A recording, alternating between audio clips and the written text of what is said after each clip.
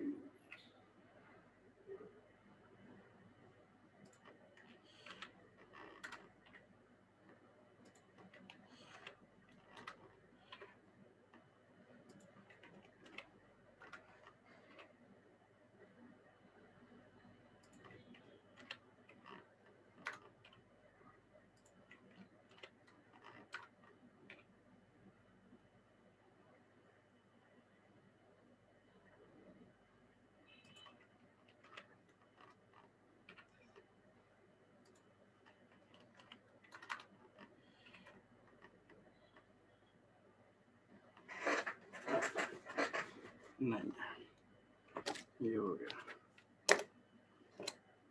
ये भी हो गया। 20 877 127.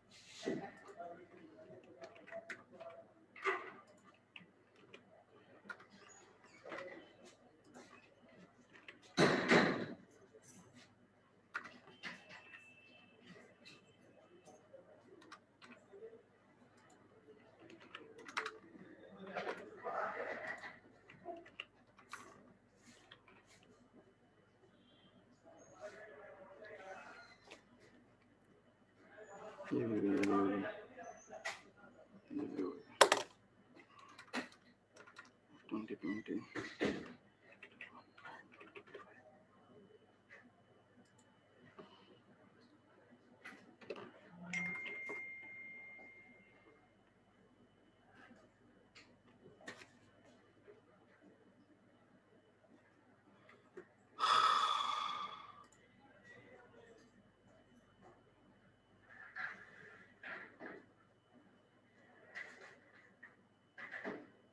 जाकिर हुसैन हो गया,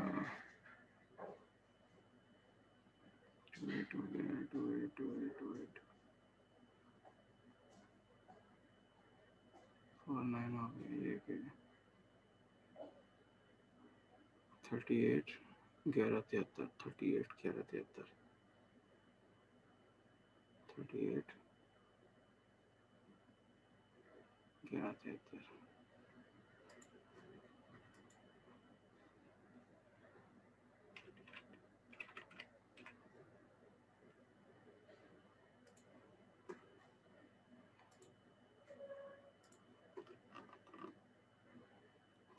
के बाद कौन है ये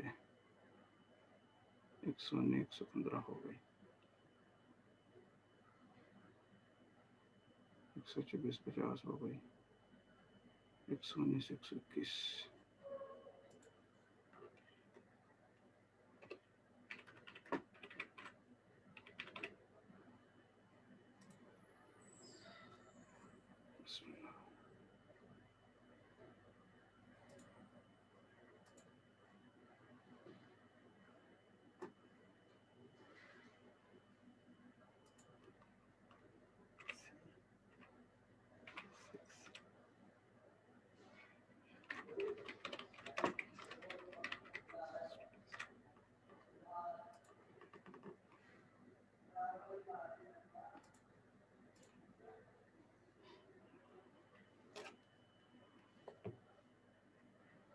Just 320.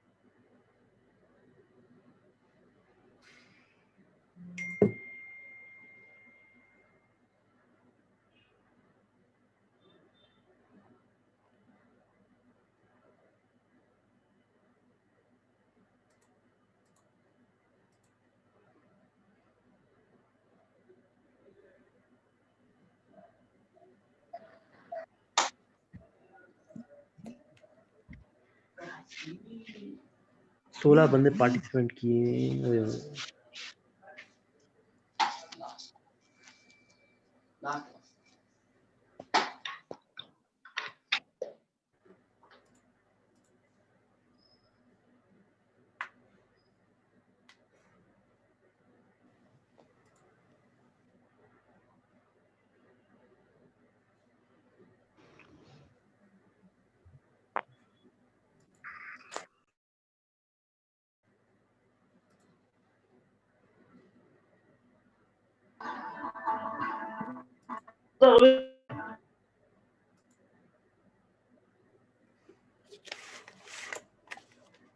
F2020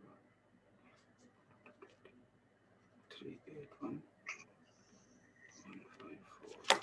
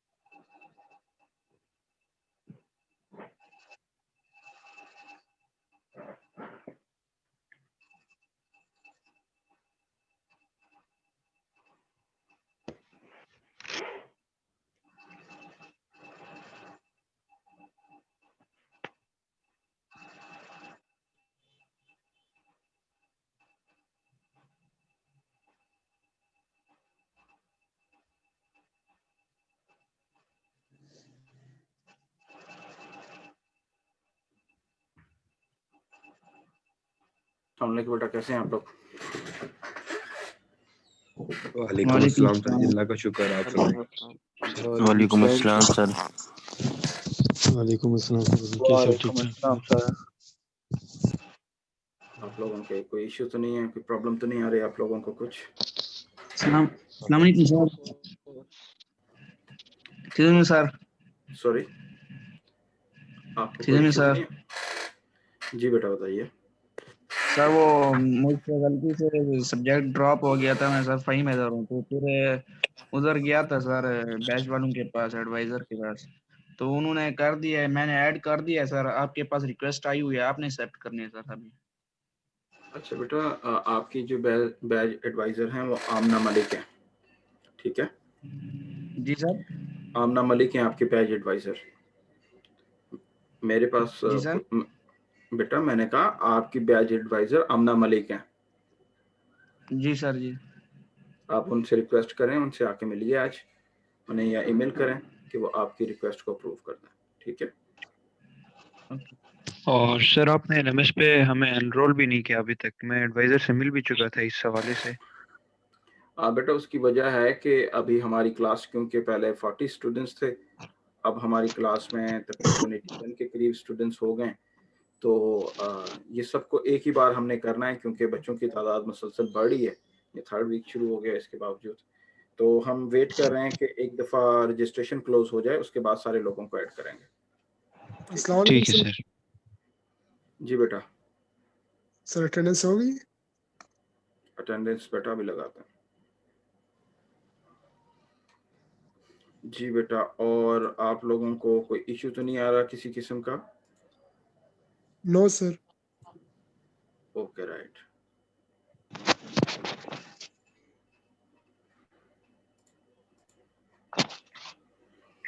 थोड़ा सा वेट करते हैं 2-3 मिनट, उसके बाद शुरू करते हैं।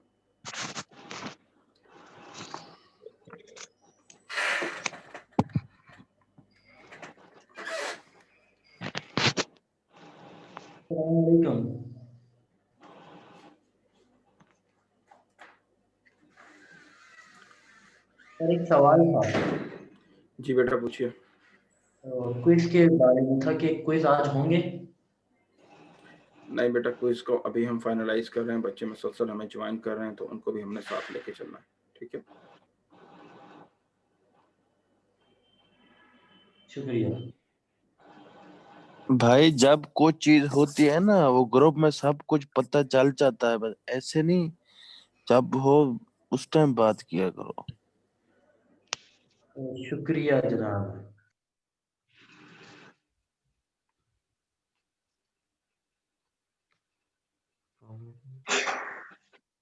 सर क्लासेस हमारी सेकंड वीक से, सेकंड सेमेस्टर से सर ऑन कैंपस होगी। जी इंशाल्लाह दुआ कीजिए कि दुआ करें कि ये कोरोना ख़त्म हो जाए और आपके मिड टर्म के बाद ही आपकी सारी क्लासेस ऑनलाइन हो, ऑन कैंपस हो जाएं। परमिट कब तक होगा? मिड बेटा, हाँ अमूमन 8th वीक होता है, 8th वीक के अंदर। यानी कि सर दिसंबर के एंड में होगा? जी अमूमन ऐसे ही होता है। सर जी बेटा बताइए। सर मैं ना न्यू स्टूडेंट हूँ, मैंने ना प्रोग्राम स्विच किया। ठीक जी बेटा। प्रोफेशनल स्टडीज में मैंने पहले अप्लाई किया था, तो अब मैंने रिसेंट कोई 2 दिन पहले जो है स्विच किया। कल मैंने सब टीचर्स को मेल भी किया था, तो सर काइंडली मुझे गाइड कर दीजिएगा। बेटा आप किस प्रोग्राम में आए हैं आप? सर मीडिया कम्युनिकेशन में, बीएस मीडिया कम्युनिकेशन। ठीक है, तो बेटा आपको किस किस्म की गाइडेंस चाहिए? सर बेसिकली मैंने ये पूछना था कि अभी तक जो क्या नाम है असाइनमेंट्स वगैरह या ऐसे अस्सलाम वालेकुम सर। ऐसा ठीक है बेटा, बेफिक्र हैं आप। अभी तक हमने कोई असाइनमेंट वगैरह नहीं दी, अलबत्ता हमारा ये दूसरा टॉपिक है जिसको आज हम ख़त्म करने जा रहे हैं, और इसको आज हम ख़त्म करके हम कोशिश करेंगे कि अपकमिंग वीक में कोई एक ग्रैंड क्विज रख लें, और क्योंकि क्लास की स्ट्रेंथ मुसलसल बढ़ रही है तो हम भी वेट करें कि कहीं पे रजिस्ट्रेशन रुक जाए, तो फिर उसके मुताबिक हम क्लास को ऑड और इवन में तकसीम करके जो क्विज का जो शेड्यूल बच्चों को दे देंगे। ठीक है ठीक सर, है, thank you. Okay okay. 56 students have joined up till now, 57। Sir quiz में जिन्होंने पहले लेक्चर नहीं दिए हुए वो क्या करेंगे? अच्छा बेटा, नोट्स उसके अवेलेबल हैं। आप लाइब्रेरी बिल्डिंग के साथ वाली जो फोटो कॉपी शॉप है वहाँ से आप हार्ड कॉपी ले लें, उसको पढ़ लें। आप ग्रुप के अंदर भी पाकिस्तान स्टडी का एक हमने ग्रुप बनाया हुआ है, आप उसके अंदर भी इन्वॉल्व हो जाएं। गुलाम अब्दुल रसूल या गुलाम रसूल ने ज्वाइन किया है कि नहीं किया अभी तक? मुझे ग्रुप गुलाम रसूल बेटा, आप चैट के अंदर अपना नंबर शेयर करें ताकि जो लोग अभी तक ग्रुप के अंदर ऐड नहीं हो पाए वो पाकिस्तान स्टडी के ग्रुप के अंदर ऐड हो जाएं। चैट्स तो हो नहीं रही ऐसे। और चैट देखिए आपको शो हो जाएगी अस्सलाम इसके वालेकुम अंदर। सर। अच्छा, ये जो पॉलिटिकल साइंस के स्टूडेंट्स हैं उनको I would be requesting them के अस्सलाम वालेकुम सर। भाई साहब, आप लोग ग्रुप एक पाकिस्तान स्टडी के लिए एक अलग से ग्रुप बनाएं, क्योंकि इसमें वो भी स्टूडेंट्स आ रहे हैं जो जिन लोगों ने जो हमारे आईआर या पॉलिटिकल साइंस से नहीं है, तो पाकिस्तान वो सिर्फ पाकिस्तान स्टडी के ग्रुप में रहेंगे और बाकी जो आप लोगों का जो ऑफिशियल ग्रुप है उसको आप उसके अंदर किसी को शामिल ना करें। गुलाम रसूल, मेरी बात सुन रहे हैं आप? जी सर, मैं मैसेज कर दूंगा सर ग्रुप में। सर पाकस्टडी की बुक हमें मिल सकता है सर? बेटा गुलाम रसूल एक पाकिस्तान स्टडी का ग्रुप है, इसको ये जो ग्रुप इस वक्त आपके पास है इसको पाकिस्तान स्टडी का ग्रुप बना लें और बाकी एक ऑफिशियल अलहदा से बना लें जिसका नाम है पाकिस्तान, ये जिसका पॉलिटिकल साइंस के नाम हो बस। ठीक है जी हाँ ओके गाइस, अभी हमारा काम शुरू हो गया, अब हम शुरू करते हैं पढ़ना। और इस सिलसिले में मैं आप लोगों को बताता चलूं कि we people have started to talk about in my last class regarding the constitution making process in Pakistan. I hope you people might have gone through the things that I have given you in my last class, and we basically tried to cover and understand what were the problems uh, that were being faced by the framers of constitution making. And in my last class we tried to understand that what is basically constitution and how the process of constitution making in Pakistan was started. And we also discussed in my last class that basically Constituent Assembly was made, and Constituent Assembly was initially composed of 59 members. Later on, it was composed of 69 members, and at the point when this Constituent Assembly was dissolved,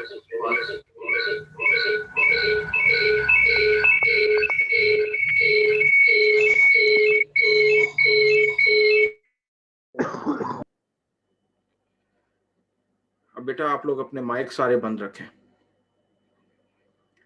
okay, तो मैं आप लोगों को बता रहा था कि last class के अंदर we started to talk about the things के Constituent Assembly was made, and in order to assist the Constituent Assembly, a Basic Principles Committee report, Basic Principles Committee was made, and Basic Principles Committee was composed of initially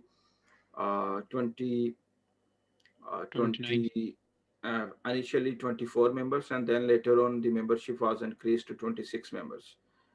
Or in different books, different numbers are written, and many books that I have found that initially 24 members were there, and I believe कि मुझे लगता है कि 22 people were more added in it, and somehow 24 or 26 members were there. And Basic Principles Committee report was supposed to get the recommendations from the many subcommittees, and then the compiled draft, proposed draft of constitution was to be submitted on the Constituent Assembly, on the floor of Constituent Assembly. And the Constituent Assembly, after having the discussion, was to approve whether the proposed draft of constitution is acceptable or not. In this regard, Constituent Assembly Basic Principles Committee came up with the different reports that we done in my last class as well. The very first report that was presented by Basic Principles Committee was in 1950, and in the 1950 ke andar you are having a better idea that people, there were basically two main problems. One problem was related to the structure of the legislature, parliament, means whether it would be composed of one house or it would be composed of two houses, and what would be the power making, the powers of law making given to the upper house of the parliament and the lower house of the parliament, Senate or National Assembly. So this was the issue. And the other issue, as I told you in my last class, basically Pakistan was composed of smaller or larger and different 20 geographical unit. There was East Bengal carrying 55% of Pakistan's total population, and in East Bengal there was only one geographical unit, that was East Bengal. Then the part of Pakistan where we people are residing today, uske andar there were almost what you call 19 different geographical units, and these 19 different geographical units, जैसा कि मैंने आपको बताया, in this part of Pakistan there were 3 full-fledged provinces. There was one province, one commissioner province, 13 princely states, Fatah, Fana, these were the areas. So the very problem because of which the first basic principles committee was rejected was that के उसके अंदर ये कहा जा रहा था कि who would be having representation and according to which ratio the different geographical units, they will be getting representation in the upper house of the parliament and lower house of the parliament.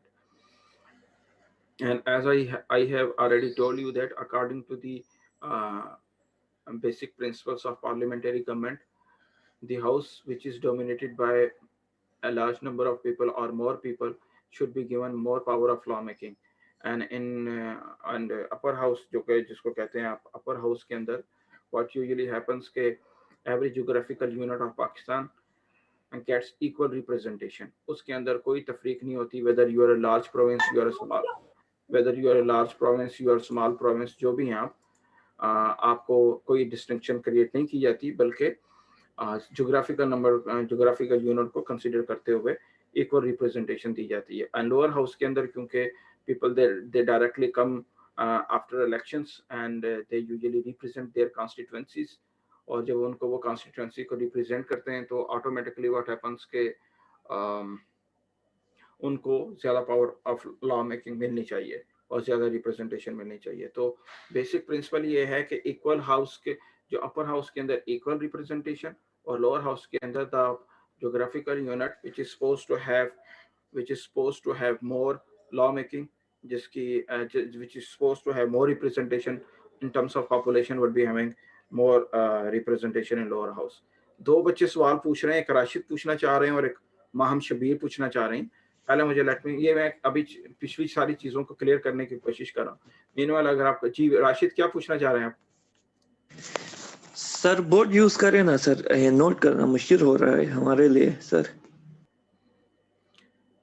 बेटा इसका मैं कोशिश करूंगा कि आप लोगों को links मिल जाएं रिकॉर्डेड लेक्चर के, ठीक है? Okay sir, okay. माहम बेटा क्या कह रही हैं आप? सर मैं कह रही हूँ कि अभी भी यही रूल्स हैं कि जिनके जियोग्राफिकल एरिया ज्यादा है उनको ही प्योरिटी दी हुई है. नहीं बेटा, ये 1950s की 1949 की बात कर रहे हैं. 1950 में ये पहली रिपोर्ट आई थी, and you know that the very first basic principles committee report was rejected. उसको रिजेक्ट कर दिया. ओके सर, ठीक है. अच्छा, ये वो प्रॉब्लम थे, एक power of law making given to the upper house and lower house, and it was suggested that it should be equal in terms of law making. एक ये प्रॉब्लम था जो कि, एंड द सेकंड प्रॉब्लम ये था कि किस part को ज्यादा रिप्रेजेंटेशन मिली जाए. एंड लेकिन टोटली अपोजिट टू इट क्या प्रपोज किया गया था, वो ये किया गया था कि इक्वल रिप्रेजेंटेशन दे दी जाए, और ये रिपोर्ट रिजेक्ट हो गई. दूसरी बात नेशनल लैंग्वेज का, जैसा कि मैंने आप लोगों को क्लास में बताया था, बंगाली पाकिस्तान के अंदर सबसे ज्यादा बोली जाने वाली लैंग्वेज थी वो बंगाली थी. And Bengali people they were of the opinion that we are the 55% of Pakistan total population. हम पाकिस्तान की पॉपुलेशन का 55% है, हमारी लैंग्वेज सबसे ज्यादा पाकिस्तान में बोली जाती है. सो अकॉर्डिंगली हमें क्या किया जाना चाहिए कि हमें हमारी लैंग्वेज को सेकंड नेशनल लैंग्वेज का स्टेटस दिया जाए. तो ये प्रॉब्लम था जिसकी वजह से फर्स्ट जो बेसिक प्रिंसिपल्स कमेटी थी रिपोर्ट, वो रिजेक्ट हो गई. और it was suggested that now the basic principle committee would be coming up with the second report. वो second report के साथ आएगी, and the second report was presented in 1952. अब 1952 के अंदर ये जो रिपोर्ट प्रेजेंट हुई है, इसमें समहाउ समझना तो ये चाहिए था कि बेसिक प्रिंसिपल्स कमेटी जो पहली रिपोर्ट जिसकी वजह से रिजेक्ट हुई है, उनको वो इन वन वे और दी अदर ट्राई करे कि उसको सॉल्व करे और उन क्रिटिसिज्म को रिमूव करे ताकि ये एक्सेप्ट हो जाए और मुल्क में आइन बन जाए। लेकिन क्या देखा गया कि as I told you in my last class that के यानी कि जो कुछ ऐसे लोग पाकिस्तान पे डोमिनेट कर रहे थे जो इन वन वे और दी अदर उनको अपना इंटरेस्ट ज़्यादा अजीज था बजाय कि पाकिस्तान का इंटरेस्ट देखते और power sharing they wanted to have more and more powers of law making and authority they wanted to have in their hands.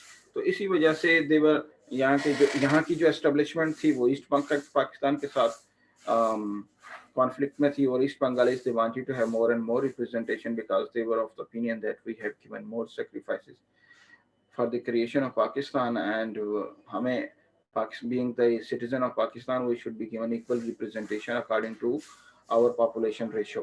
तो ये चीजें थी। लेकिन हुआ क्या, the second basic principles committee report was presented इन 1952 में इसको प्रेजेंट किया गया। तो हुआ ये कि एक जो पहली बेसिक प्रिंसिपल कमेटी रिपोर्ट के अंदर जो क्रिटिसिज्म था वो ये था कि according to the basic principle of parliamentary governance the house which is represented by a large number of people should be having the more power of law making, उसके पास ज्यादा होनी चाहिए।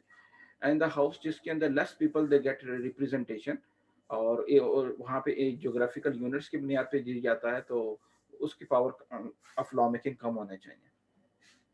तो ये तो जो प्रिंसिपल था इसको एक्सेप्ट कर लिया गया और it was suggested that the lower house of the parliament would be having more power of law making and the upper house of the parliament would be having less power of law making, उसके पास कम होंगे। तो ये बात एक अच्छी थी जो कि पुरानी जो फर्स्ट बेसिक प्रिंसिपल्स कमेटी थी उससे लर्न किया और उसको समझने की इन्होंने समझा। लेकिन जो दूसरा इशू था वो ये था लेडीज एंड जेंटलमैन के आपको पता है पहली रिपोर्ट के अंदर इन वेस्ट पार्ट ऑफ पाकिस्तान के देवर ऑफ द ओपिनियन के why equal representation in upper house, we are more in numbers in terms of geographical unit, so we should be given more representation।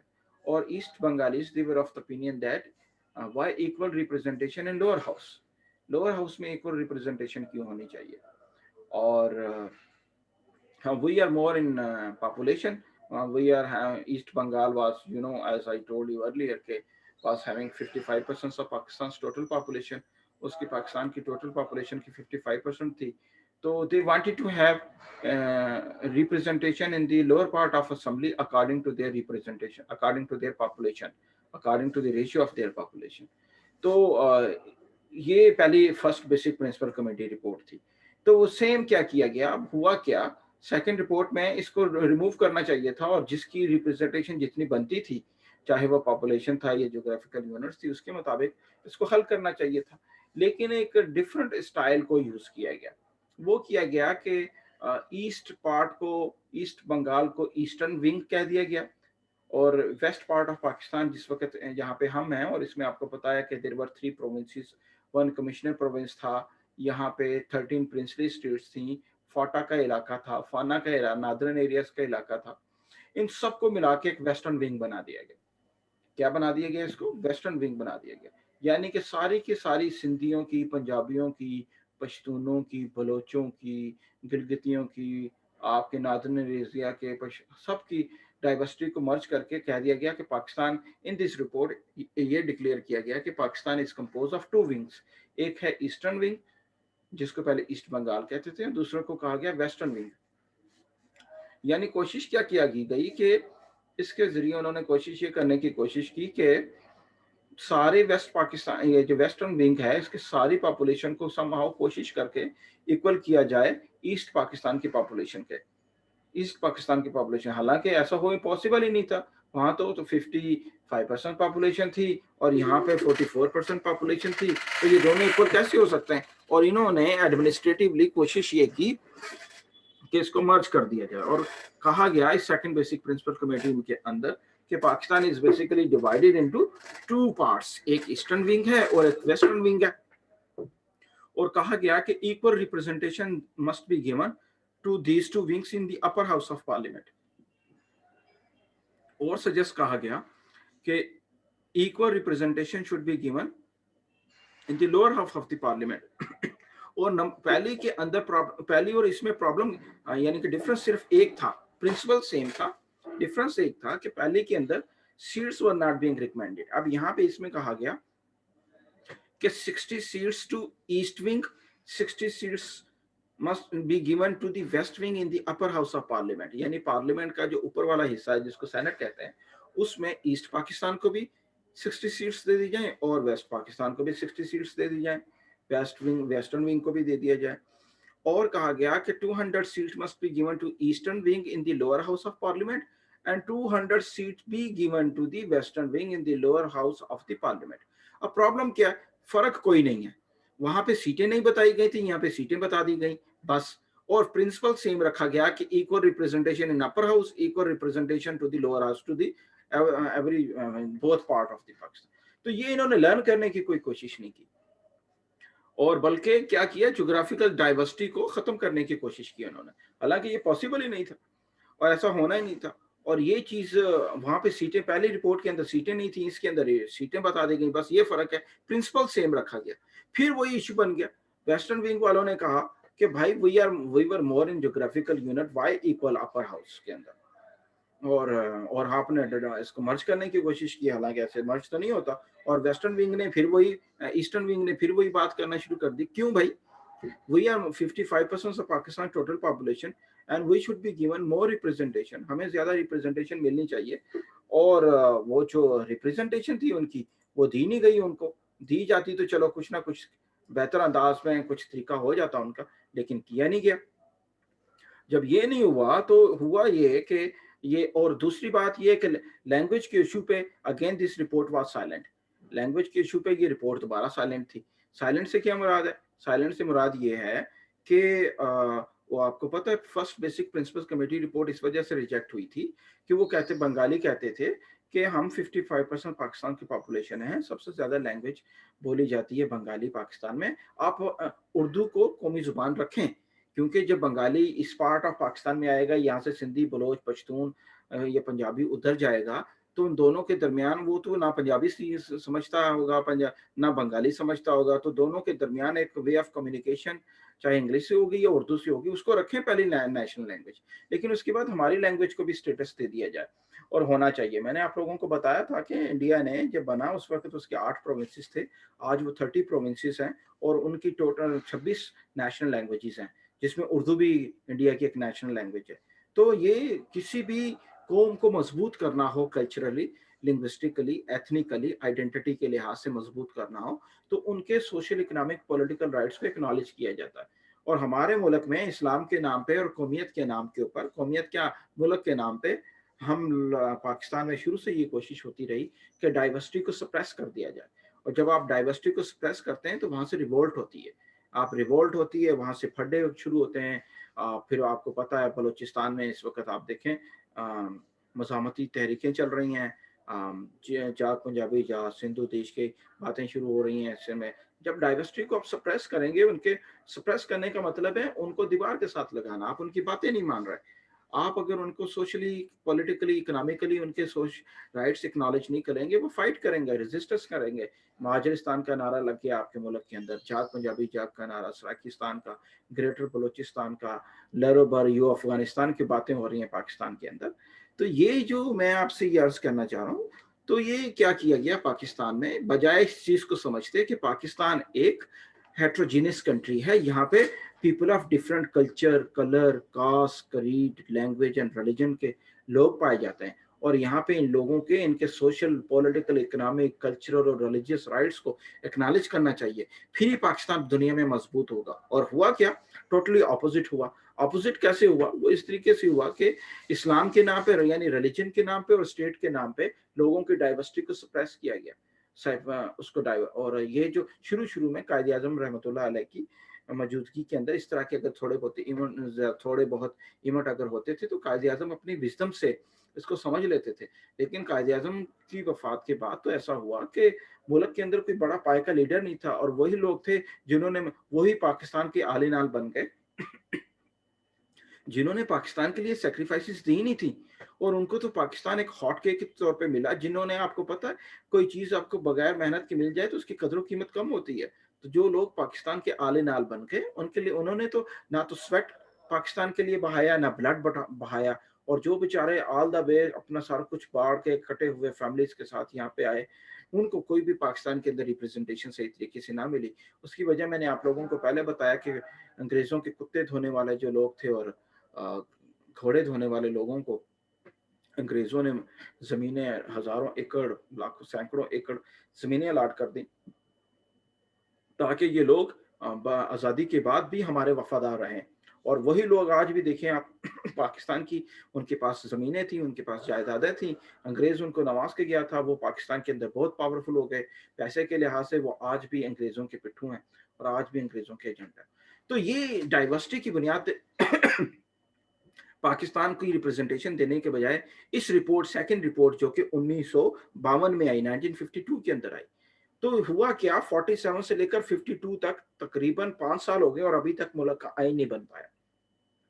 और सेकंड नेशनल लैंग्वेज का status के ऊपर भी ये report आपकी खामोश थी। और फिर एक नई चीज पैदा की गई, वो क्या, एक रिलीजियस काउंसिल बनाई गई और उसके 5 स्कॉलर्स होने थे, जो शिया, सुन्नी, देवबंदी, बरेलवी, वहाबियों के उलमा इकराम से मिलकर बनना था। और उन्होंने ये तजवीज़ करना था कि लोगों की जिंदगियों को कुरान और सुन्नत के मुताबिक कैसे ढाला जाए।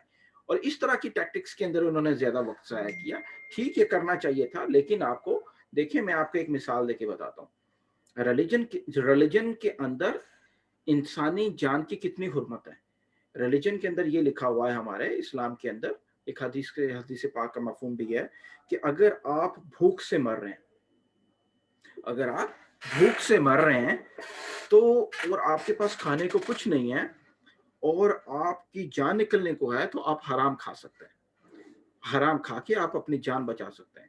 अब ये जो हमारे पाकिस्तान के अंदर जो डाइवर्सिटी थी, सोशल इकोनॉमिक, ये जो बलोच, सिंधी, पश्तून, पंजाबी, गिलगिती वगैरह, ये लोग अपने जब पॉलिटिकल और इकोनॉमिक राइट्स मांगते तो उनको क्या कहा जाता, हम तो पाकिस्तानी हैं, हम तो मुसलमान हैं, ये पाकिस्तान इस्लाम के नाम पे बना है, राइट्स को छोड़ो, इस्लाम के लिए मजबूत करो। इस तरह की बातें होने, मैंने और ये आप लोगों को लास्ट क्लास में भी बताया था, इसके बहुत ज्यादा पाकिस्तान में प्रॉब्लम्स क्रिएट हुए। एक बंदा कह रहा है भाई मुझे खाने को कुछ दो, तुम कह रहे हो भाई हम मुसलमान हैं। वो ठीक है, मुसलमान तो हैं, लेकिन उनके सोशल, इकोनॉमिक, पॉलिटिकल राइट्स है। मैं आपको मिसाल देके बताता हूँ। आपको पता, पाकिस्तान का सबसे बड़ा जो रिजर्व्स इकट्ठे होते थे, पाकिस्तान के जो फॉरेन रिजर्व्स आते थे, वो ज्यूट की, ईस्ट पाकिस्तान में ज्यूट, जिसको पटसन कहते हैं आप, उसको हम तकसीम, उसको गोल्ड क्या कहा जाता था, गोल्ड ऑफ ईस्ट पाकिस्तान। इतना ज्यादा पैसा वो इकट्ठा करके देता था हमें, पटसन, और वे ज्यूट जिसको कहते हैं। And east Pakistanis, they were of the opinion that our gold is being spent on the streets and alley and gutter of West Pakistan. हमें कुछ नहीं दिया जा रहा, हम जितना कुछ भी प्रोड्यूस करते हैं ये पंजाब की गलियों में लग रहा है, वेस्ट पाकिस्तान की गलियों में लग रहा है, वहाँ पे सारी तब्दीलियां आ रही हैं, वहाँ पे तरक्की हो रही है, हमारे मुल्क में कुछ नहीं है। वो कहते थे हमारे सोशल, हमें इकोनॉमिक रिप्रेजेंटेशन मिले, पॉलिटिकल रिप्रेजेंटेशन मिले, और आप लोग उनको इस्लाम के नाम पे ब्लैकमेल करते थे। और भाई उन्होंने तो सबसे ज्यादा पाकिस्तान बनाने के लिए पाबंदी, कुर्बानियां दी थी। और ये फिर नेशनल लैंग्वेज का फिर कोई काम नहीं किया, बल्कि पूरी डाइवर्सिटी को इस्लाम के नाम पे दबाने की कोशिश की गई। और ये रिपोर्ट भी when it was being presented on the floor of assembly, the constituent assembly, first constituent assembly, जैसा कि मैंने आपको पहले बताया था, जब इसको प्रेजेंट किया गया तो उसकी वजह से क्या हुआ, उसकी वजह से लेडीज एंड जेंटलमैन ये हुआ कि आपके मुल्क के अंदर एक सेंस ऑफ डिप्रीवेशन आई। ये जो सेंस ऑफ डिप्रीवेशन के आने से ये हुआ कि उसके आने से लोगों के अंदर एहसास महरूमी आई, और फिर जब लोगों ने देखा कि some particular mindset is dominating over Pakistani political affairs and national affairs, then they decided to break away themselves from the mainland of Pakistan। और फिर अल्लाह माफ करे, ईस्ट पाकिस्तान का सानिया हुआ और वो बांग्लादेश बन गया। आज भी वही माइंडसेट पाकिस्तान के अंदर है, कभी सिंधी के नाम पे, कभी बलोच के नाम पे, कभी पंजाबियों के नाम पे। What we people are doing, we are instead of recognising their due social, economic and political right.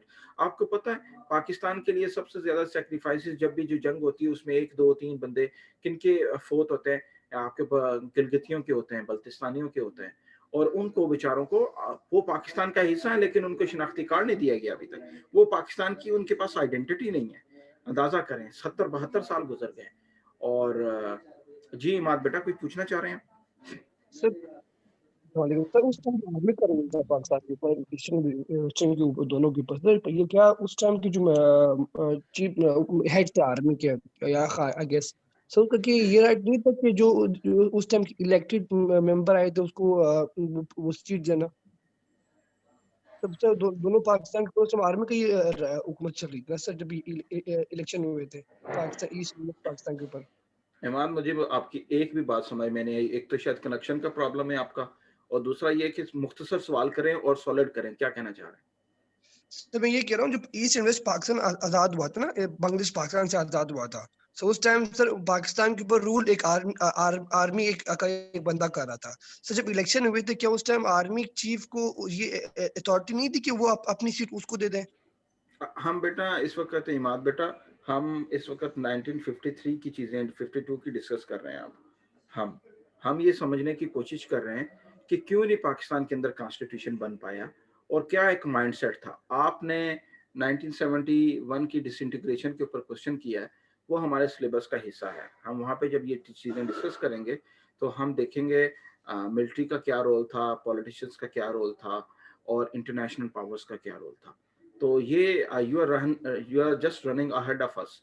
आप हम सिर्फ ये समझने की कोशिश करें कि ईस्ट पाकिस्तान का क्राइसिस इस वजह से हुआ कि due social economic political rights. हमने मिलिट्री की अभी डिस्कस करना नहीं शुरू किया कि मिलिट्री का क्या किरदार था, आर्मी ने क्या जिक्र किया। तो मेरा ख्याल है कि आप इसी टॉपिक से रिलेटेड क्वेश्चन करें।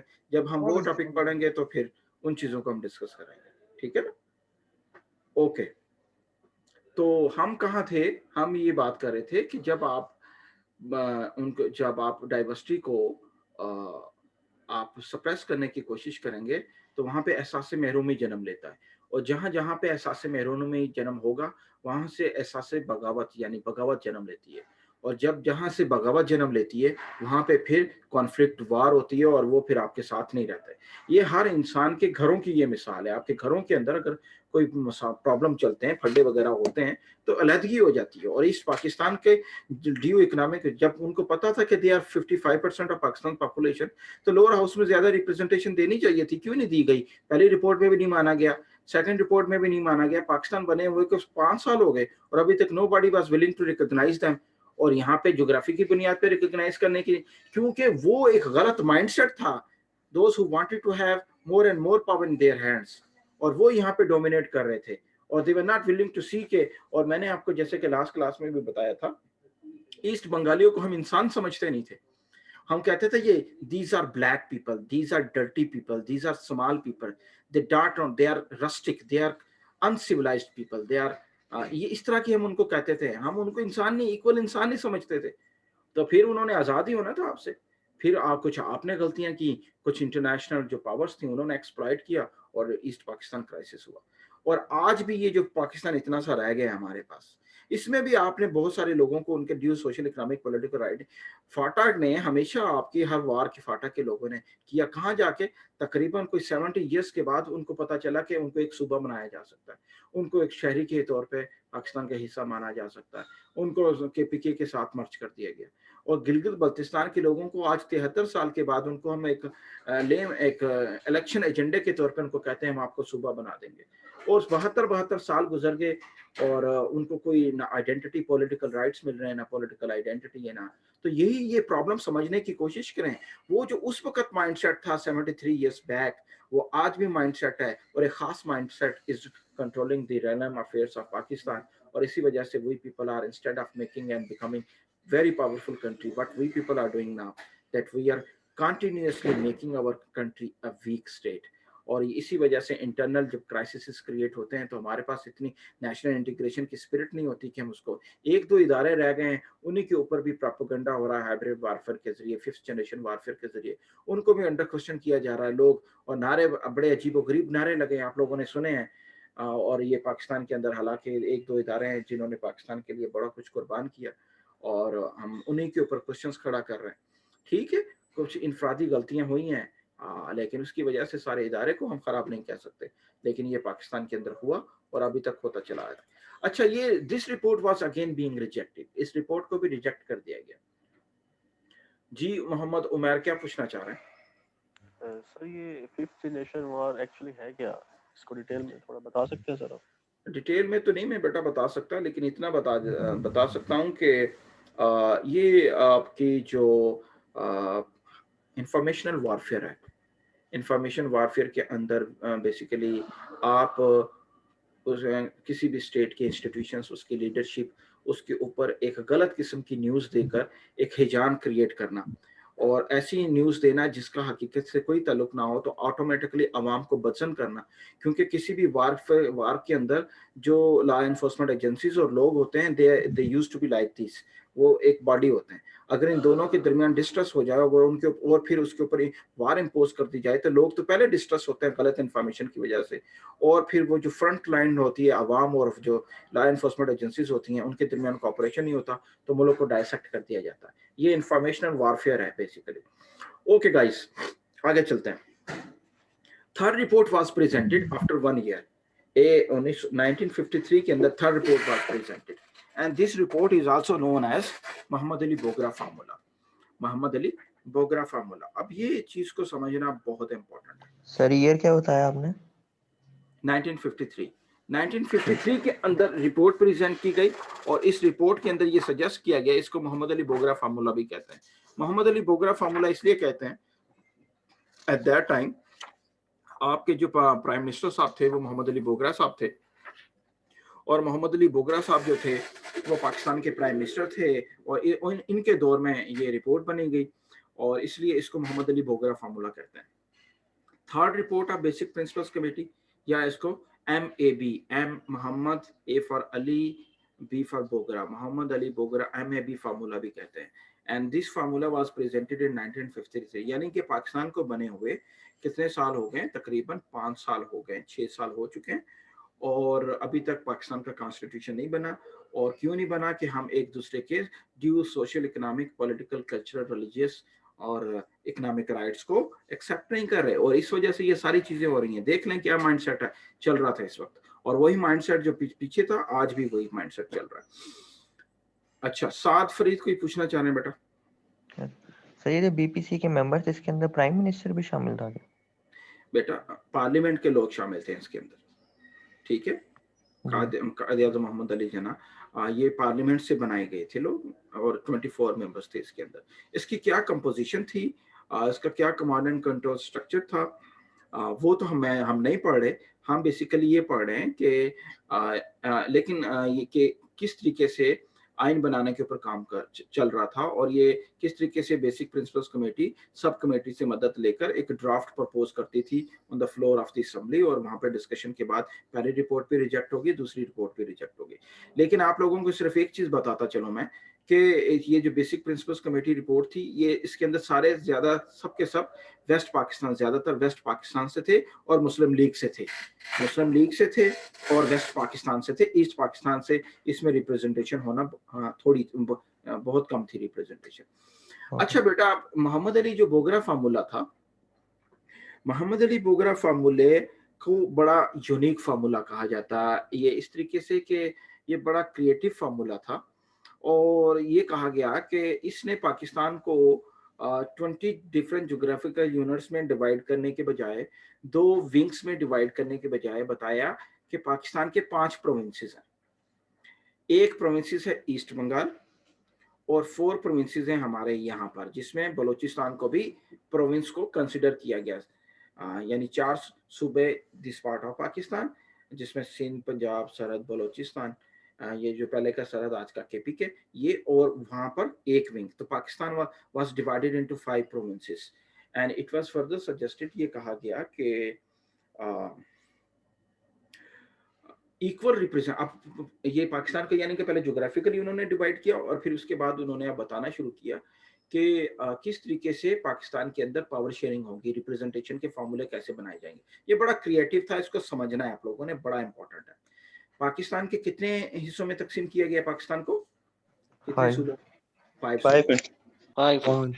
हाँ, शाबाश। अच्छा, अब 5 हिस्सों में जो पाकिस्तान को तकसीम कर दिया गया, तो ये फिर ये कहा गया कि एक उस साइड पे है, 4 यहाँ पर है, और अब फार्मूला पावर शेयरिंग की जा रही है। पावर शेयरिंग किस तरीके से की जा रही है, वो ये कहा गया कि पाकिस्तान को इक्वल, अब गौर से सुना है आप लोगों ने, ये बहुत इंपॉर्टेंट है, ये चीज समझ आ जाएगी तो मोहम्मद अली बोगरा फार्मूला समझ आ जाएगा। वो क्या था, उन्होंने कहा कि equal representation should be given to every geographical unit on the upper house of parliament. Let me say it again. Equal representation must be given to every geographical unit in the upper house of parliament. तो पाकिस्तान में कितने geographical units थे according to this formula? 5 थे। पाकिस्तान में 5 थे। और यहाँ पे क्या डिक्लेयर किया गया कि हर सूबे को इक्वल रिप्रेजेंटेशन मिलेगी in which part of the parliament? Upper house. अच्छा, और फिर ये, और दूसरा प्रिंसिपल क्या बताया गया कि फिर ये बताया गया कि हर सूबे को 10-10 सीट्स दी जाएं। ईस्ट पाकिस्तान को अपर हाउस में कितनी सीट्स मिली? 10 सीट्स मिली। और वेस्ट पाकिस्तान में कितने सूबे थे? 4 थे। 4 को multiply by 10 is equal to 40। तो वेस्ट पाकिस्तान के ज्योग्राफिकल यूनिट्स में कितने सीटें मिल गई उनको? 40। अच्छा बेटा, आपने माइक बंद कर दें जरा। अच्छा, फिर क्या हुआ? और फिर ये बताया गया कि the geographical unit or the province of Pakistan which would be having more population would be getting more representation in the lower house of parliament. Let me say it again. ये दोनों जो पॉइंट्स थे, ये जो points मैं आपको बता रहा हूँ, इस तरीके से पहले दोनों रिपोर्ट्स के अंदर एग्जिस्ट नहीं कर रहे थे। अब फिर दोबारा क्या कहा गया? ये कहा गया कि अपर हाउस के अंदर every geographical unit would be having equal representation in the upper house of the parliament. और फिर ये बताया गया कि लोअर हाउस के अंदर every geographical unit which would be having more population would be having more representation in the lower house of parliament. अब किस पार्ट ऑफ पाकिस्तान की पॉपुलेशन ज्यादा थी? बंगाल की सर। ईस्ट बंगाल की। East Bengal sir. शाबाश, ईस्ट बंगाल के। अच्छा, और ये डिक्लेयर किया गया कि 165 सीट्स मस्ट बी गिवन। गौर से सुनना है, 165 seats must be given to the East Bengal in lower house and 135 seats must be given to the 4 provinces of Pakistan in the lower house of parliament. अब जरा गौर से सुनना है आप लोगों ने, गौर से। ईस्ट पाकिस्तान को कितनी सीटें तजवीज की इन्होंने? 165। और वेस्ट पाकिस्तान को कितनी तजवीज की इन्होंने? 135। अब जरा ना ईस्ट पाकिस्तान की लोअर हाउस और अपर हाउस में दोनों को गिने तो कितनी होगी? उनके पास अपर हाउस में 10 थी और नीचे थी देयर वाज 165। 10 प्लस 165 कितने हो गए? 175। हाँ, इसी तरीके से यहाँ पे वेस्ट पाकिस्तान के जो 4 प्रोविंसेस थे उसके 135 सीट्स उसको प्रपोज की गई, लेकिन अपर हाउस के अंदर they were having 40 seats, 4 provinces, each 10 for each, 40 plus 135 कितने हो गए? 175। ये बड़ा क्रिएटिव था। तो जब भी पार्लियामेंट का इजलास होता तो दोनों हाउस से इक्वल नंबर आते, और वेस्ट पाकिस्तान का जो पहले दोनों रिपोर्ट्स के अंदर कहा था कि we are more in geographical unit, we must be given more representation in upper house, उनके वो बात नहीं मान ली गई। और लोअर और जो ईस्ट पाकिस्तानियों के यह कहना कि we were more in population, we should be given more representation according to our population ratio, वो भी बात मान ली गई। तो अल्लाह अल्लाह करके कंसेंसस भी आ गया। तो ये जो मोहम्मद अली बोगरा फार्मूला था, ये दो प्रिंसिपल्स पे बेस करता था। एक था प्रिंसिपल ऑफ पैरिटी। पैरिटी का मतलब होता है बराबरी, पैरिटी, इक्वालिटी। मतलब कि जब भी ज्वाइंट सेशन ऑफ पार्लियामेंट होता था, अपर हाउस से भी लोग आते थे और लोअर हाउस से भी आते थे, तो दोनों से both houses used to have 175 each. तो ये it was based on principle of parity. और दूसरी जो बड़ी इंपॉर्टेंट बात है वो ये थी कि this report was also based on Mohammad Ali Bogra formula was also based on principle of interdependence. Principle of interdependence, अब इंटरडिपेंडेंस से क्या मुराद है, यानी कि अगर ईस्ट पाकिस्तान कोई लॉ बनवाना चाहता था in the on the floor of assembly, so East Pakistan was supposed to have at least minimum 30% representation from the West Pakistan। यानी कि अगर एक इजलास के अंदर कोई लॉ प्रपोज होना है तो ईस्ट पाकिस्तानियों ने तो लॉ प्रपोज कर दिया कि ये लॉ बनना चाहिए, तो वेस्ट पाकिस्तान के लोगों का कम से कम 30% रिप्रेजेंट होना जरूरी है, 30% रिप्रेजेंट होना। तो इसका मतलब है अगर east Pakistan was willing to make a law, then they were supposed to depend over the 30% representation from the West Pakistan. So was the case with the West Pakistan. If West Pakistan was supposed to make a law, अगर वो कोई law बनवाना चाहता था, तो they were supposed to see at least 30% representation from the east part of Pakistan. तो वहां से भी 30%। तो ये this principle is known as principle of interdependence. Both were dependent on each other। बेटा माइक बंद करें। और इस वजह से कि कोई भी जो पार्ट ऑफ पाकिस्तान था वो दूसरे को कॉन्फिडेंस में लिए बगैर लॉ नहीं बना सकता था।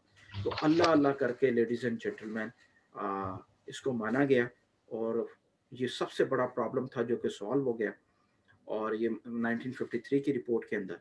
और फिर एक साल के बाद बंगाली लैंग्वेज को सेकंड नेशनल लैंग्वेज का स्टेटस भी दे दिया गया। बंगाली लैंग्वेज को 1954 के अंदर सेकंड नेशनल लैंग्वेज का स्टेटस, यानी पाकिस्तान में फिर दो कौमी जुबानें हो गई, एक उर्दू हो गई और एक बंगाली हो गई 1954। तो ये जब ये सारे जो बॉटल नेक्स थे, ये जितने भी प्रॉब्लम थे, ये जब सॉल्व हुए हैं तो फिर कॉन्स्टिट्यूशन बनाने का काम शुरू हो गया। लेकिन पाकिस्तानियों की किस्मत इतनी अच्छी नहीं थी। हुआ ये कि अब जरा गौर से सुनना है, इसके बाद पाकिस्तान का वो तारीख दौर शुरू हुआ है कि जिसके असरात आज तक हम लोग महसूस कर रहे हैं। अब जरा गौर से सुनना है आप लोगों ने। Then ladies and gentleman what happen, Rafiullah अपना मोबाइल बंद करो, माइक बंद करो अपना। Okay, then what happen ladies and gentleman, फिर के अल्लाह अल्लाह करके एक आइन बनाने के ऊपर काम शुरू हुआ, और काम शुरू होते होते फिर अचानक क्या हुआ कि ये जो कॉन्स्टिट्यूएंट असेंबली जो कानून बना रही थी, तो अक्टूबर 1954 के दरमियान सारी कौम मुतमईन थी कि we are going to have our first unanimously approved constitution, and after the tireless effort of 8 years के बाद हमें अपना कॉन्स्टिट्यूशन हम बना लेंगे। लेकिन हुआ ये कि आपका जो गवर्नर जनरल था गुलाम मोहम्मद इन 1954, उन्होंने फर्स्ट कॉन्स्टिट्यूएंट असेंबली को डिसॉल्व कर दिया। यानी वो पार्लियामेंट जो आइन बनाने के लिए काम कर रही थी उसको घर भेज दिया, पूरी की पूरी असेंबली को डिसॉल्व कर दिया गवर्नर जनरल गुलाम मोहम्मद ने। और एक्सक्यूज क्या बनाया कि the person governor general Ghulam Mohammad, इसको GGM भी कहते हैं। GGM का ये कहना था कि this constituent assembly is compose of incapable people, they have made constitution making an unending process, they are not in a position to make the constitution। हालांकि consensus हो चुका था मोहम्मद अली बोगरा में, and every bottleneck was removed, and the whole country and the nation was waiting for the moment to come when the first unanimously approved constitution was to be implemented, promulgated in our country। लेकिन then what happened ladies and gentlemen, तो governor general Ghulam Mohammad while making this lame excuse dissolved the first constituent assembly and the whole process of constitution making stopped, रुक गया। अब question यहाँ पे आता है कि क्या वाकई ये कॉन्स्टिट्यूएंट असेंबली जो 1947 अगस्त 1947 से इसने काम शुरू किया एंड अक्टूबर 1954 में was incapable, was not in a position to make the constitution, क्या ये उसका जो एक्सक्यूज था वो ठीक था? तो बच्चों नेम एक्सक्यूज था, असल में प्रॉब्लम कुछ और था। वो प्रॉब्लम क्या था, क्यों फर्स्ट कॉन्स्टिट्यूएंट असेंबली को क्यों डिसॉल्व किया गया? इस चीज सर ये जो उसने एक्सक्यूज बनाया था वो दोबारा एक्सप्लेन कर देंगे। एक तो बेटा आप लोग माइक से ना जरा दूर होकर बोला करें ताकि आवाज बिल्कुल इतना शोर आया असद जाकिर बेटा। तो वो उन्होंने ये बोला कि ये जो कॉन्स्टिट्यूएंट असेंबली है ये इस काबिल नहीं है कि ये पाकिस्तान का आइन बना सके, ये नाअहल लोगों के ऊपर मुश्तमिल है और इसको घर भेज दे, नई कॉन्स्टिट्यूएंट असेंबली आएगी वो आइन बनाएगी। हालांकि पूरा मुल्क में सारे प्रॉब्लम रिजॉल्व हो चुके हुए थे और अब आइन बन रहा था और कह रहे थे कि 1 2 3 4 महीने के अंदर पूरे मुल्क में नया आइन नाफिज हो जाएगा और इसको कहते हुए उन्होंने उसको रिजेक्ट कर दिया। अच्छा, अब जब रिजेक्ट उसको डिसॉल्व कर दिया, पूरी असेंबली को घर भेज दिया, 79 लोगों की पार्लियामेंट को घर भेज दिया। असल में प्रॉब्लम क्या था? प्रॉब्लम ये था कि ये जो कॉन्स्टिट्यूएंट असेंबली थी, constituent assembly wanted to implement parliamentary system in Pakistan. वो पाकिस्तान में पार्लियामेंट्री सिस्टम लाना चाहती थी and you know in parliamentary system prime minister is supposed to have maximum powers and the governor general or the president is supposed to be a ceremonial or symbolic head of the state. वो ceremonial या symbolic head of the state होते हैं and this thing was not acceptable. This thing was not acceptable to the Governor General Ghulam Mohammad and Governor General Ghulam Mohammad was of the opinion कि अगर मेरी सारी power ले ली गई तो I would be just a puppet representative, a symbolic होगा। और ये इससे पहले कि ये जो पार्लियामेंट है ये पाकिस्तान में पार्लियामेंट्री सिस्टम को इम्पोज करने के लिए आइन लेकर आए, मैं इसको घर भेज दिया, उसको उन्होंने डिसॉल्व कर दिया और पूरे पाकिस्तान में। और वो article 8, 9, 10, 8, 10B of the interim constitution of 1947 में चेंज ला रही थी और पाकिस्तान में पार्लियामेंट्री सिस्टम लाना चाह रही थी। ये जब डिसॉल्व हुआ है तो जनाब इसके ऊपर फिर केस चला है, वो अगले लेक्चर में मैंने आप लोगों को बताना है कि वो केस क्या था। तो लेकिन क्या हुआ कि फिर अल्लाह अल्लाह करके केस का फैसला आ गया गवर्नर जनरल गुलाम मोहम्मद के हक में और एक नई कॉन्स्टिट्यूएंट असेंबली बनाई गई। उसके 80 मेंबर्स थे। पहली कॉन्स्टिट्यूएंट असेंबली के 79 मेंबर्स थे, दूसरी कॉन्स्टिट्यूएंट असेंबली के 80 मेंबर्स थे। 40 people were being taken from the east Pakistan and 40 people were being taken from the west part of Pakistan. तो और इसके अंदर there was not a single political party in majority. पहली पॉलिटिकल पार्टी के अंदर पाकिस्तान मुस्लिम लीग, जिसको ऑल इंडिया मुस्लिम लीग जो पहले के थी, वो that was in majority, but इस पार्ट ऑफ पाकिस्तान के अंदर no political party was in majority. और फिर ये बनाया गया, फैसला आ गया गवर्नर जनरल गुलाम के हक में और इस तरीके से पाकिस्तान के अंदर एक वो तारीख दौर शुरू हुआ कि जो भी नाहल बंदा जो इलीगल एक्शन करेगा, अनकॉन्स्टिट्यूशनल एक्शन करेगा और वो कोर्ट की मदद से अपने इलीगल एक्शन को, अनकॉन्स्टिट्यूशनल एक्शन को लीगल डिक्लेयर कर दिया जाएगा। और इस तरीके से पहली दफ़ा Pakistan judiciary decided to provide और stand with the oppressor, the usurper, और हकदार को उसका हक देने के बजाय पाकिस्तान जुडिशरी ने फर्स्ट टाइम एक बैड प्रेसिडेंट क्रिएट की and that bad president was being followed by after every martial law. और जब भी पाकिस्तान के अंदर मार्शल लॉ का गैर आइनी काम हुआ तो ये जुडिशरी हमेशा मौजूद होती थी और वो इस एग्जाम्पल को for the national interest use करते हुए every martial law decision was used to be declared as legal. और इस वजह से पाकिस्तान में मार्शल लॉ लगने का रास्ता सीधा हो गया। उससे पहले देख लें पाकिस्तान के हालात बहुत ख़राब थे और पाकिस्तान में कोई एक प्राइम मिनिस्टर आ रहा है, 6 महीने के बाद दूसरा आ रहा है, 3 महीने के बाद चेंज हो रहा है, 1.5 महीने के बाद चेंज हो रहा है। पॉलिटिकल इंस्टेबिलिटी थी, लेकिन किसी भी फौजी को ये ताकत नहीं थी कि वो पाकिस्तान के अंदर मार्शल लॉ लगाए। लेकिन इस गवर्नर जनरल गुलाम मोहम्मद के सेक्शन की वजह से एक इलीगल एक्शन आया और जुडिशरी ने उसके ऊपर लीगल स्टैंप लगा दी। इस स्टैंप की वजह से हमेशा के लिए एक इलीगल एक्शन को लीगल डिक्लेयर कर दिया गया और पाकिस्तान में एक बर्बादी का रास्ता रख दिया गया। और हमेशा पाकिस्तान के अंदर जब भी मार्शल लॉ लगाया तो जुडिशरी ने उस इलीगल एक्शन को डॉक्ट्रिन ऑफ नेसेसिटी के मुताबिक इस डिसीजन को सामने रखते हुए कौमी मफाद ने सही डिक्लेयर किया। और इसी वजह से बिल्ली के मुंह को खून लग गया और आज वो इतनी पावरफुल हो गई है कि वो ऑस्ट्रिच भी खाने लग गई है।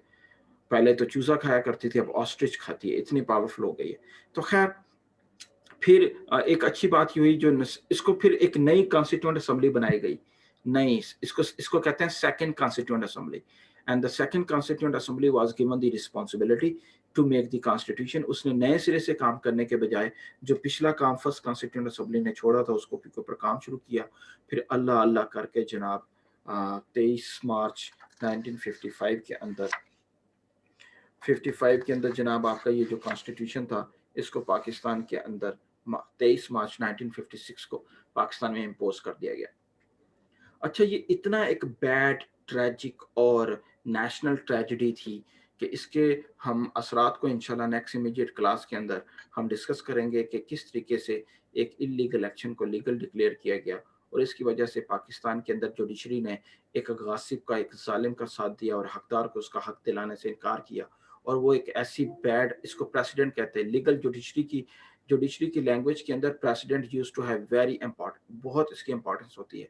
एंड एवरी जज अगर वो सिमिलर काइंड ऑफ प्रॉब्लम को फेस करता है तो वो पुराने केस को प्रेसिडेंट बनाकर फैसला देता है, अपने ऊपर नई सिरे से नहीं लेकर आता, पुरानी प्रेस। और हर माशला के अंदर इस फैसले को प्रेसिडेंट क्या होता है, मिसाल के तौर पर, मिसाल को सामने रखते हुए उन्होंने उसको फैसला कर दिया और हमेशा पाकिस्तान में माशला को लीगल डिक्लेयर किया गया। अब क्वेश्चन टाइम है। मोहम्मद उमैर पूछना चाह रहे हैं मुझसे। जी बेटा, मोहम्मद उमैर कुछ पूछना चाह रहे हैं? नहीं बेटा, आवाज नहीं आ रही आपकी।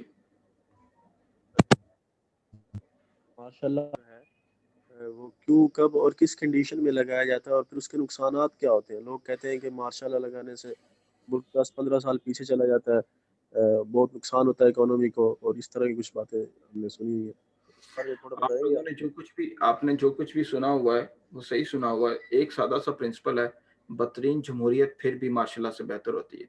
माशाल्लाह के अंदर आपकी जो मुल्क की सोशल, इकोनॉमिक, पॉलिटिकल जो मेच्योरिटी होती है, जो एवोल्यूशन आना होता है सिस्टम का, वो रुक जाता है और लोगों के सोशल, इकोनॉमिक, पॉलिटिकल राइट्स को स्नैच कर लिया जाता है और ये ऑटोमेटिकली मुल्क के अंदर एक प्रेशर कुकर पिस्टन के तौर पे इसके ऊपर रख दिया जाता है और गैस अंदर ही अंदर पकती रहती है।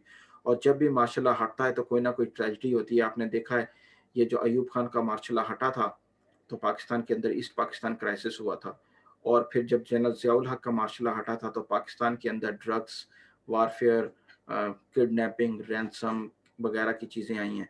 और फिर आप लोगों ने ये देखा है कि जब परवेज मुशर्रफ को भेजा, मार्शल को हम इंशाल्लाह डिस्कस करेंगे बड़े डिटेल के अंदर के इसके कौमी लेवल पर बदतरीन असरात होते हैं। कहते हैं बदतरीन जमहूरियत बेस्ट होती है बेहतरीन मार्शल से, और ये इन सारी चीज़ों के इंशाल्लाह हम आगे डिस्कस करेंगे। शमसा बट कुछ पूछना चाह रही हैं बेटा?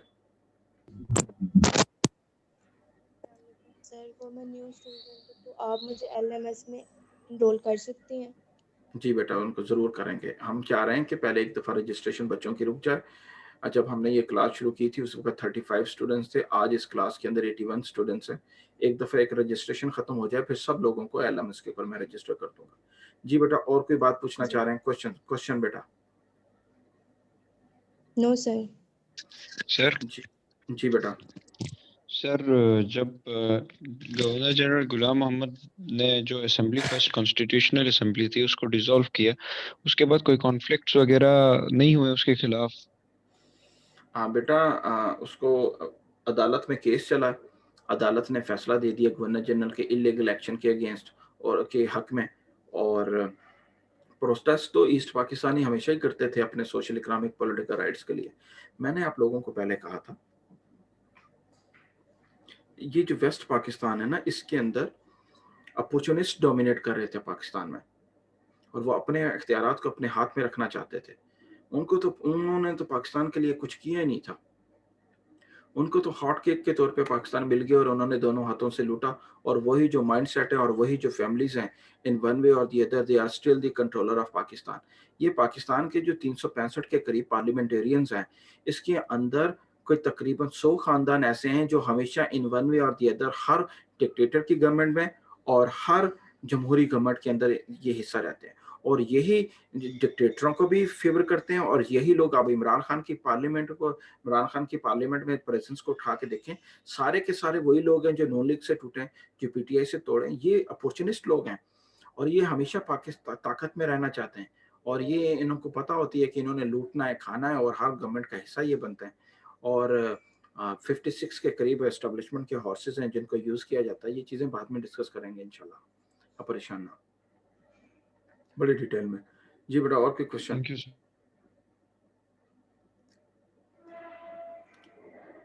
अच्छा बेटा, आज हमने 2 टॉपिक्स कवर कर लिए हैं। एक हमने वार अगेंस्ट टेररिज्म का कवर किया और आज ही हमारा दूसरा टॉपिक था जिसको आज हमने ख़त्म कर लिया। अच्छा, I would be suggesting you कि आप लोग नोट्स वगैरह लेकर अपनी तैयारी रखें।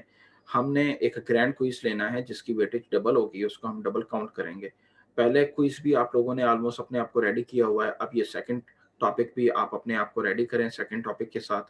और फिर मीनवाइल जब रजिस्ट्रेशन बच्चों की क्लोज होती है तो फिर हम इंशाल्लाह आप लोगों का ओड और इवन में डिस्ट्रीब्यूट करके, अगर यूनिवर्सिटी बंद ना हुई तो ऑन कैंपस में आप लोगों का क्विज लेंगे, और अगर ऑनलाइन हुआ तो उसके अंदर हम गूगल फॉर्म्स को यूज़ करेंगे, टाइम स्पेस लिमिटेशन के साथ आप लोगों को क्विज दिया जाएगा, आप अपने मुकर्रर वक्त के अंदर उसको आंसर करेंगे, और जो लोग टाइम पे सबमिट नहीं करवाएंगे उनका क्विज कंसिडर नहीं होगा। तो दोनों लिहाज से आप अपने आप को रेडी रखें और ये इस टॉपिक को बेहतरीन अंदाज में कवर करें। इसमें कोई सर बात सेकंड टॉपिक के कोई नोट्स वगैरह आपने जमा कर दिए कि नहीं? जी बेटा कर दिए और वहाँ पे अवेलेबल है, ले सकते हैं आप। ठीक है जी हमजा बेटा क्या कह रहे हैं आप? सर किस नाम से? Constitution making process in Pakistan. Sir Mohammad Hamza sir, मेरी अटेंडेंस नहीं हुई सर, लेट हो गया था मैं। ओके बेटा मैं लगा देता हूँ Mohammad Amjad. Okay thank you बेटा। सर। सर क्विज कब? बेटा हम कोशिश करेंगे कि क्विज आप लोगों का आप ग्रुप के अंदर गुलाम रसूल आपने ग्रुप अपना मैसेज शेयर किया हुआ है? Yes sir.